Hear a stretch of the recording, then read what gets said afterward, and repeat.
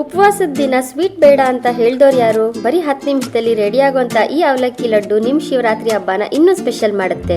ನಮಸ್ಕಾರ ಎಲ್ರಿಗೂ, welcome back to my channel. ಈ ಹಬ್ಬದಲ್ಲಿ ನೀವು ಈ ಲಡ್ಡು ಮಾಡಿ ತುಂಬಾ ಸಖತ್ತಾಗಿರುತ್ತೆ, ಈಸಿ ಮತ್ತೆ ಕ್ವಿಕ್ ಆಗಿ ಮಾಡಬಹುದು, ಹೆಲ್ದಿ ಕೂಡ. ಬನ್ನಿ ಈಗ ಹೇಗೆ ಮಾಡೋದು ಅಂತ ನೋಡೋಣ.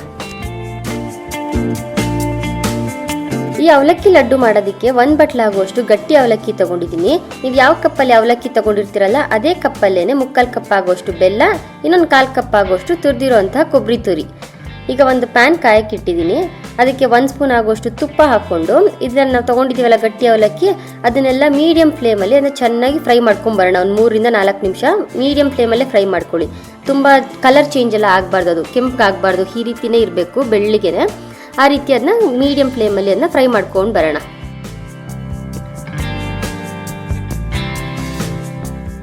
ನೋಡಿ ಈ ರೀತಿ ಆಗಿರುತ್ತೆ. ಈಗ ಪರ್ಫೆಕ್ಟ್ ಆಗಿದೆ ಅಂತ. ಇದಕ್ಕೇನೆ ಈಗ ನಾವು ಆಗ್ಲೇ ತೆಗೆದಿಟ್ಕೊಂಡಿದ್ವಲ್ಲ 1/4 ಕಪ್ ಆಗುವಷ್ಟು ಕೊಬ್ಬರಿ ತುರಿನ ಅದನ್ನು ಹಾಕೊಂಡು ಒಂದು 30 ಸೆಕೆಂಡ್ಸ್ ಆಗುವಷ್ಟು ಫ್ರೈ ಮಾಡ್ಕೊಳ್ಳೋಣ. ಆ ಬಿಸಿಯಲ್ಲೇ ಅದು ತುಂಬಾ ಫ್ರೈ ಆಗುತ್ತೆ. ನೋಡಿ ಇಷ್ಟಾದ್ರೆ ಸಾಕು. ಈಗ ಇದನ್ನೆಲ್ಲಾನು ಒಂದು ಮಿಕ್ಸಿ ಜಾರ್ಗೆ ಹಾಕೊಳ್ಳೋಣ.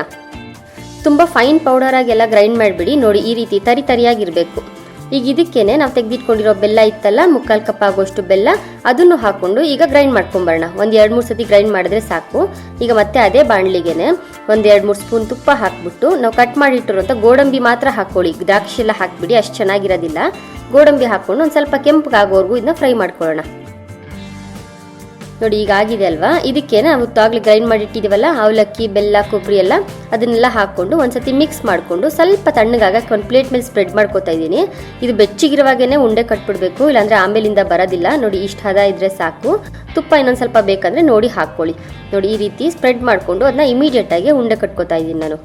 ನಿಮ್ಗೆ ಅಕಸ್ಮಾತ್ ಉಂಡೆ ಕಟ್ಕೊಳಕ್ ಬರ್ತಾ ಇಲ್ಲ, ಡ್ರೈ ಅನಿಸ್ತಾ ಇದೆ ಅಂತಂದ್ರೆ ಒಂದು 2-3 ಸ್ಪೂನ್ ಆಗುವಷ್ಟು ಹಾಲು ಹಾಕೊಂಡು ಅದನ್ನ ಕಟ್ಕೋಬಹುದು, ಏನು ಹಾಳಾಗೋದಿಲ್ಲ. ನೋಡಿ ಎಷ್ಟು ಚೆನ್ನಾಗಿದೆ ಅವಲಕ್ಕಿ ಲಡ್ಡು, ತುಂಬ ಚೆನ್ನಾಗಿರುತ್ತೆ, ಹೆಲ್ದಿ ಕೂಡ, ಮಕ್ಕಳು ಕೂಡ ತುಂಬ ಇಷ್ಟಪಡ್ತಾರೆ.